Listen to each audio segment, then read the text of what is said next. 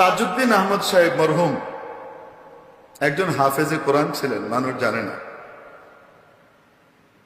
বাংলাদেশের প্রথম প্রধানমন্ত্রী, স্বাধীন বাংলার প্রথম প্রধানমন্ত্রী মরহুম তাজউদ্দিন আহমদ, কাপাসিয়া গাজীপুরে ওনার বাড়ি। আমি ওখানে ঘুরে এসেছি, দেখে এসেছি। একজন হাফেজে কোরআন ছিলেন, কোরআনে হাফেজ ছিলেন। তাজউদ্দিন আহমদ সাহেবের ছবি আপনারা দেখাতে পারবেন বিভিন্ন জায়গাতে। বঙ্গবন্ধুর সাথে 7ই মার্চের ভাষণে উনি পেছনে একটা ইয়ে নিয়ে দাঁড়িয়ে আছেন, আপনি দেখাতে পারবেন। দেখেন তো দেখি। প্যান্ট শার্ট পরেছিলেন? আমি বলছি না যে প্যান্ট শার্ট পরা খারাপ বা ভালো, সেটা নয়। আমি বোঝাতে চাচ্ছি শুধু একটা জিনিস, আমাদের দেশজ কালচার সংস্কৃতি নামে একটা জিনিস ছিল, ঠিক কিনা? ছিল কিনা? ছিল। আমাদের দেশের মানুষ, পুরুষরা সাধারণত অভিজাত সভা সমাবেশে বাইরে পায়জামা আর পাঞ্জাবি, জব্বা না পাঞ্জাবি পরে সাধারণত যেতেন, আর ঘরোয়া ভাবে ফতুয়া পরতেন ঘরের ভেতর মুরব্বীরা। নারীরা শাড়ি পরতেন। আমাদের বাঙালি সংস্কৃতির কথা বলছি।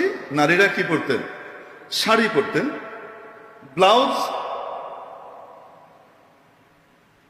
আপনি যদি আজ থেকে 40 বছর 50 বছর আগেকার, 50-60 বছর আগেকার আমি আপনাকে বলি, আপনি ওই সময়কার কোন নারীর বগল কাটা ব্লাউজ, স্লিভলেস ব্লাউজ নিয়ে এসে আমাকে দেখান তো ছবি।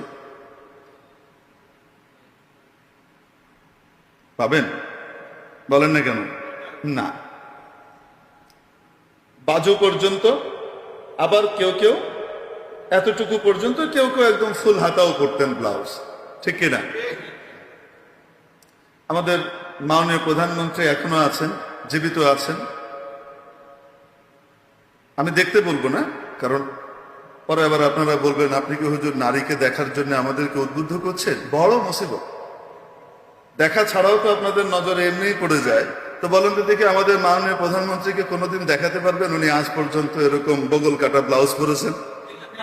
উনি ওনার বাবার কাছ থেকে যে আদর্শটা পেয়েছেন, ওনার বাবার কাছ থেকে, ওনার মার কাছ থেকে যে পোশাকের রীতিটা পেয়েছেন, বাঙালি পোশাকের রীতি, সেটা উনি অদ্যাবধি পরে আসছেন, এখনো পড়ছেন।